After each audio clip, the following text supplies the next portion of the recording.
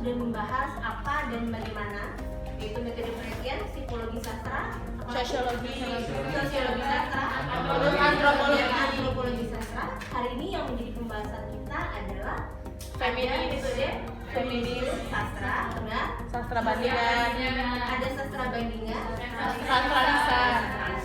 Sebenarnya berbagai metode penelitian ini sudah saudara pelajari ya pada semester yang sebelumnya. Artinya saya percaya bahwa sebenarnya saudara sudah paham, hanya saja kita akan mengulas kembali untuk saudara memutuskan nantinya penelitian apa yang akan menjadi fokus saudara dalam membuat proposal penelitian. Ya, syukur-syukur kalau itu bisa menjadi kajian saudara dalam membuat skripsi. Nah, hari ini kita akan berbagi dalam beberapa kelompok, tepatnya ada 3 kelompok. Kelompok pertama nanti akan ada penyaji yang akan menjelaskan apa dan bagaimana itu feminisme sastra. Kemudian kelompok kedua nanti akan menjelaskan apa itu sastra bandingan, dan kemudian kelompok ketiga akan menjelaskan apa itu sastra lisan. Saudara-saudara yang tidak bertugas akan berkunjung ke setiap stand dan akan diberikan waktu kurang lebih 7 menit. Apa tugas saudara? Tugas saudara nantinya adalah mencatat hal-hal penting dari berbagai metode penelitian itu untuk kemudian didiskusikan dan akan disampaikan. Paham ya? Kalau gitu kita mulai. Silahkan yang akan menjadi yang saling presentasi dan yang lainnya bersiap dengan alat.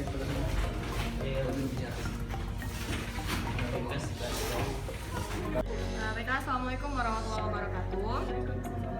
Jadi di sini saya perwakilan dari kelompok 1, Diana Afidoveti, akan menjelaskan apa itu teori pendekatan feminisme sastra. Jadi pertama-tama di sini feminisme berasal dari kata feme yang berarti wanita. Selanjutnya untuk teori feminisme sastra sendiri itu dicetuskan pertama kalinya itu bukan dari Indonesia, tapi seperti kita ketahui bahwa teori-teori yang ada di Indonesia kita gunakan ini adalah teori yang berasal dari luar. Nah, untuk teori feminisme sendiri itu dicetuskan oleh Virginia Woolf pada abad ke-20. Selanjutnya untuk di Indonesia itu dicetuskan oleh R.A. Kartini pada abad sekitar 20-an juga. Nah, apa sih sebenarnya teori feminisme ini adalah? Jadi teori feminisme ini adalah teori yang memberikan atau memperjuangkan tentang kesetaraan gender antara wanita dan laki-laki merupakan manusia, jadi sama-sama memiliki hak yang setara. Tidak ada perbedaan, bukan tidak ada perbedaan dari sisi biologis dan lain sebagainya. Tapi yang diangkat lebih dalam melalui feminisme ini adalah lebih kepada bagaimana wanita dalam struktur kondisional masyarakat. Seperti yang kita ketahui pada saat ini ya, pada saat sekarang ini struktural masyarakat itu menganggap bahwa wanita selalu berada di posisi yang dimarginalisasikan atau dipinggirkan. Sementara untuk laki-laki itu selalu berada di pihak yang diuntungkan atau selalu berada di pihak atas wanita.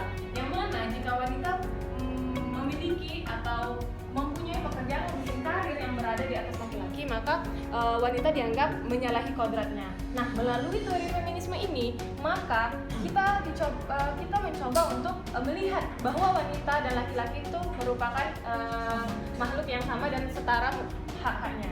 Yaitu seperti ini, bisa teman-teman lihat bahwa hak perempuan dan laki-laki itu sama, tidak tergantung berdasarkan gendernya. Nah, untuk aliran feminisme sendiri itu ada marxis, postkolonial, radikal, dan liberal. Jadi itu teman-teman bagaimana sedikit penjelasan tentang teori feminisme.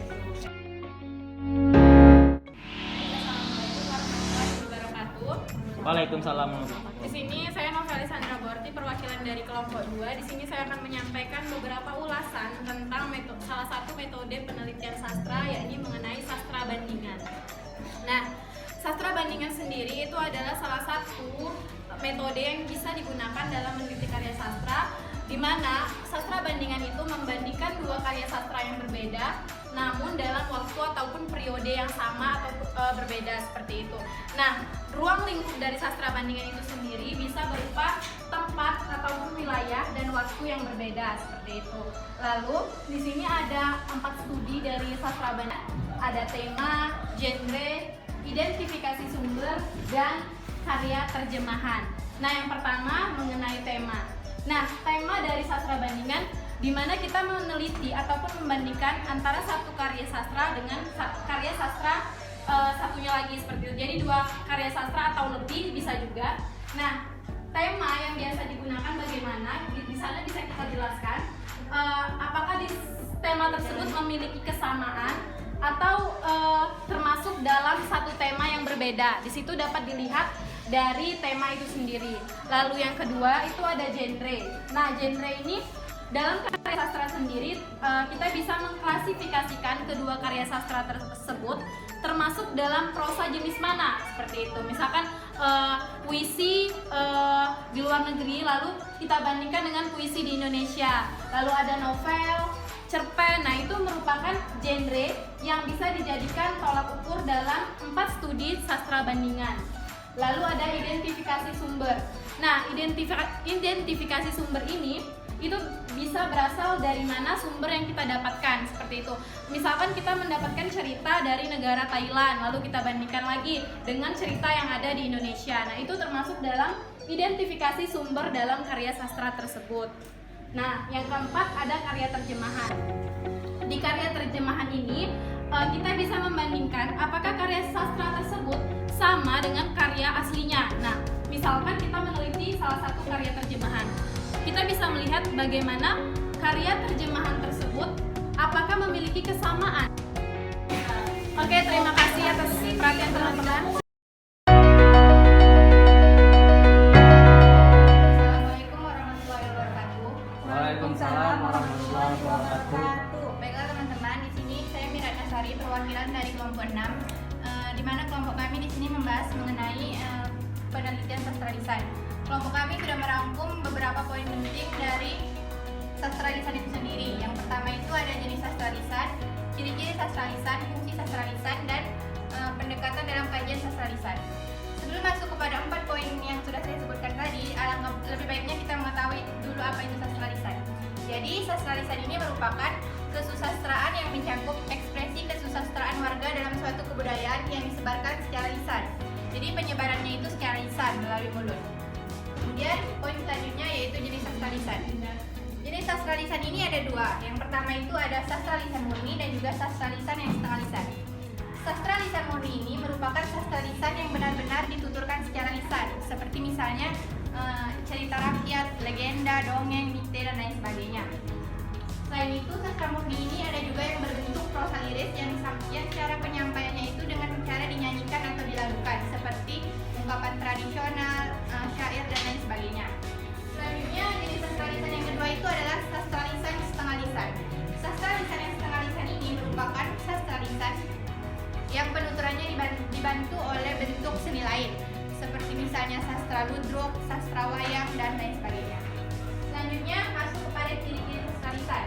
Ciri-ciri sastra lisan itu ada 7. Yang pertama, yaitu disebarkan secara lisan. Kemudian lahir pada masyarakat tradisional. Yang ketiga, menggambarkan ciri budaya. Kemudian bercorak puitis, teratur, dan juga berulang. Yang kelima, mementingkan fungsi. Yang keenam, memiliki berbagai versi. Dan yang terakhir adalah menggunakan bahasa sehari-hari.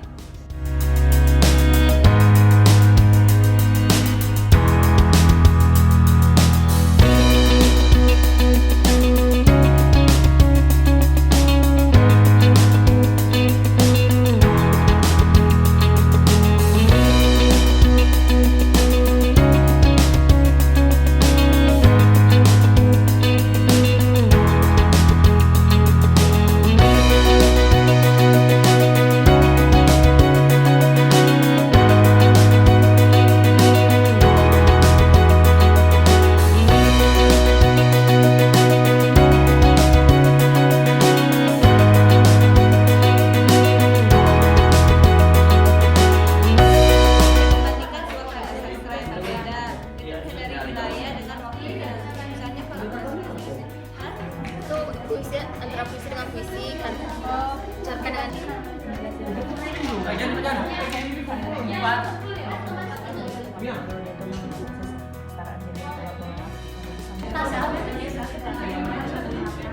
iya contohnya itu kita jadi contohnya kalau kamu teks standar kalau standar itu kok nggak tidak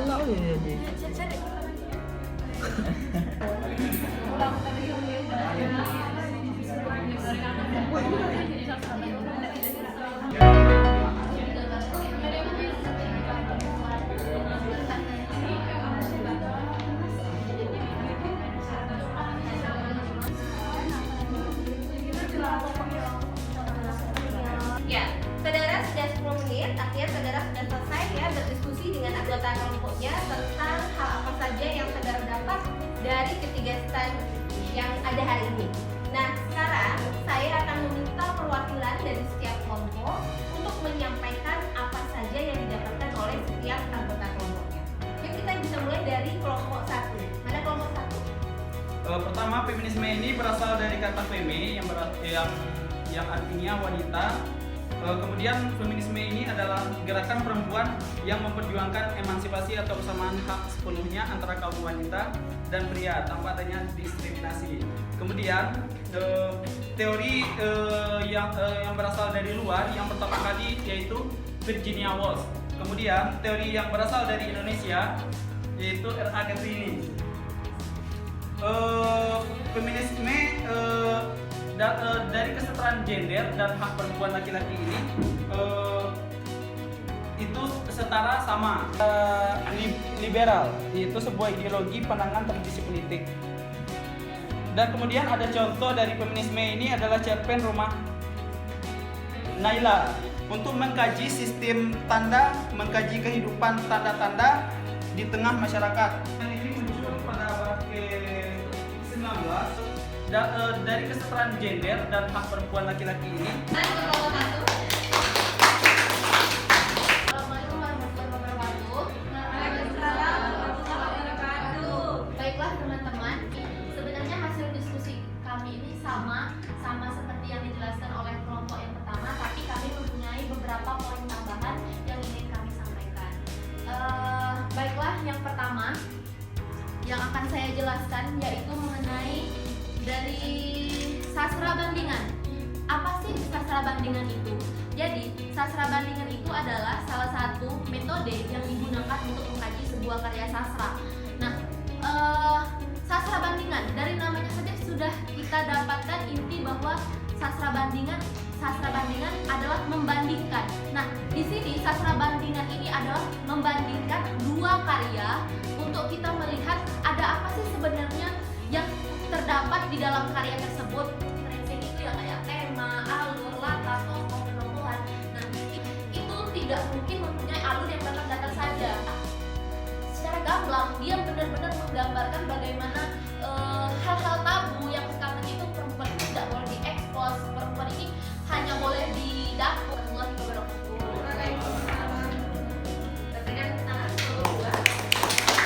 Assalamualaikum warahmatullahi wabarakatuh. Waalaikumsalam warahmatullahi wabarakatuh. Selamat siang teman-teman semua. Saya perwakilan dari kelompok 3 akan menyampaikan hasil diskusi kami atas pemaparan teman-teman dari kelompok 1, 2 ataupun kelompok kami sendiri. Nah, sebenarnya hasil diskusi kami ini poin-poinnya relatif sama secara umum, namun kami akan menambahkan beberapa poin penting yang sedikit berbeda dari penjabaran kelompok 1 maupun kelompok 2. Nah, yang pertama saya akan memaparkan mengenai materi feminisme. Nah, kalau kita teman-teman mengambil pendekatan atau kajian feminisme atau aliran feminisme, kita harus mengetahui dulu. Mungkin kita harus menanamkan konsep dalam pikiran kita bahwa feminisme ini merupakan metode penelitian kualitatif yang bergantung kepada isu-isu dinamika sosial berupa kesetaraan gender. Kemudian yang kedua, kami sepakat untuk menyatakan ada yang namanya difference feminism, yaitu perbedaan gender yang berakar kuat di masyarakat secara biologis ataupun geografis, karena ada daerah-daerah tertentu yang menganut yang namanya sistem patriarki begitu. Nah, untuk poin yang ketiga yaitu postmodern feminisme. Itu termasuk dalam salah satu aliran dalam feminisme yang mana konstruksi budaya dalam masyarakat ini secara semena-mena merasa superior di atas segalanya, termasuk di atas perempuan, yang mana biasanya orang yang memegang hak-hak penting itu adalah laki-laki. Kemudian poin yang keempat yaitu feminisme liberal. Nah, kita tahu liberal berarti dia memperjuangkan hak individu. Maka feminisme liberal ini dia memperjuangkan hak dan kebebasan ataupun kemerdekaan serta kebahagiaan bagi perempuan yang sama dengan kaum laki-laki. Nah, kita bisa menemukan ada beberapa teori sastra dalam sastra bandingan, karena sastra bandingan ini karena dia sifatnya membandingkan, jadi kita bisa interdisiplin gitu. Kemudian kita juga bisa mempertahankan identitas atau keaslian dari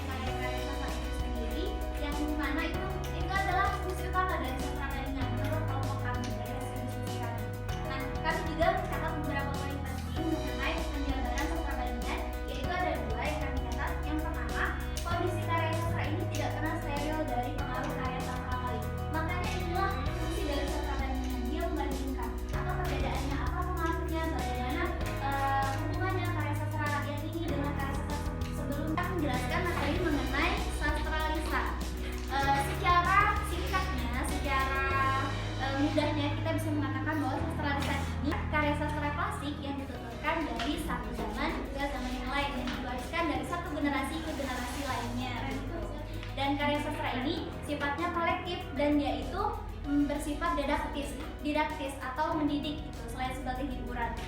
Karya sastra lisan ini kan banyak macamnya. Tadi kan telah dijelaskan ada lisan, setengah lisan, ada karya sastra yang pantun dan dituturkan seperti Kerino gitu. Ada yang karya yang dinyanyikan kemudian dipentaskan seperti ludruk, wayang, dan sebagainya.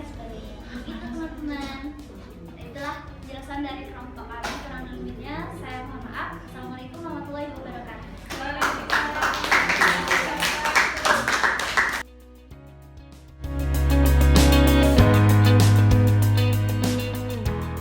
Ya, saudara-saudara sudah banyak tadi yang menyampaikan pendapatnya ya, perwakilan dari setiap kelompok.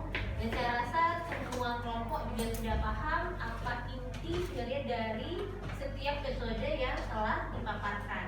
Ya, mungkin saya hanya akan sedikit mengumpulkan semuanya untuk meluruskan mengenai penelitian sastra bandingan, kemudian tadi ada sastra lisan dan juga sastra feminisme. Ya, benar apa yang sudah saudara sampaikan melalui wakil-wakil kelompok tadi, bahwa kalau kita bicara tentang sastra bandingan, maka awalnya ya sebenarnya sastra bandingan adalah studi yang memperhatikan hubungan sastra dengan aspek waktu dan tempat, gitu ya.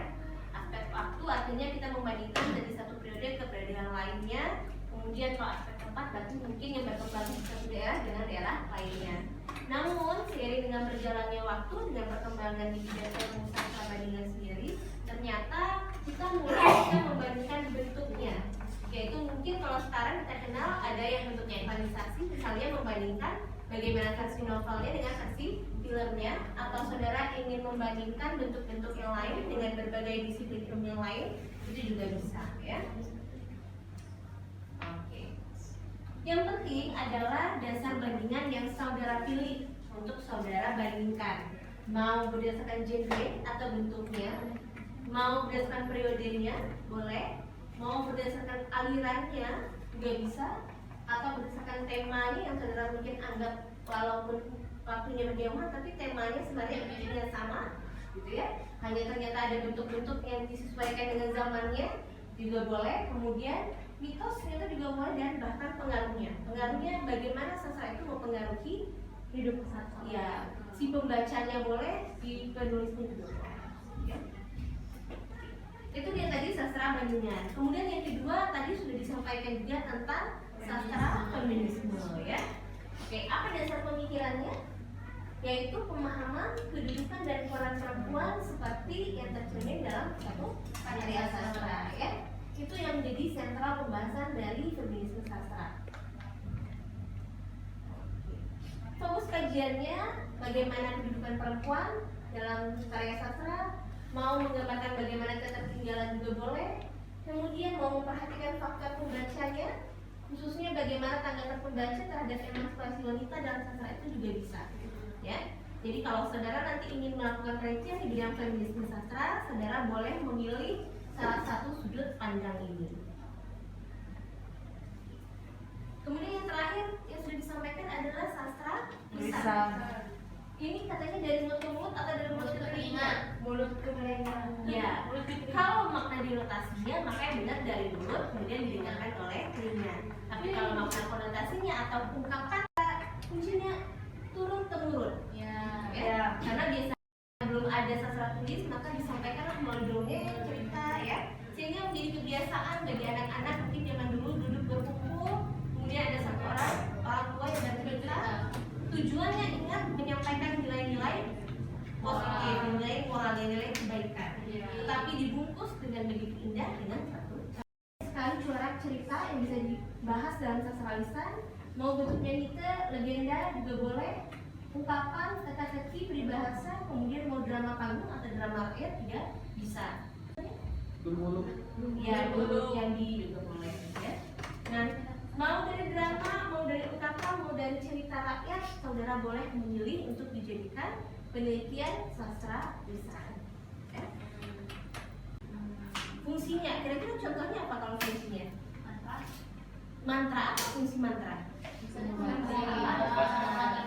Mantra pengobatan ya. Jadi ternyata mantra bisa dikaji dari fungsinya yaitu sebagai pengobatan. Bagaimana masyarakat masih percaya atau tidak bahwa mantra-mantra itu memang berdampak pada sebuah pengobatan penyakit tertentu. Boleh, ya. Dan saya minta saudara untuk membaca jurnal yang telah saya berikan sebelumnya untuk bahan kajian, sehingga akan menjadi pembicaraan atau diskusi yang menarik di pertemuan kita yang akan datang, ya. Terima kasih, selamat sore. Assalamualaikum warahmatullahi wabarakatuh.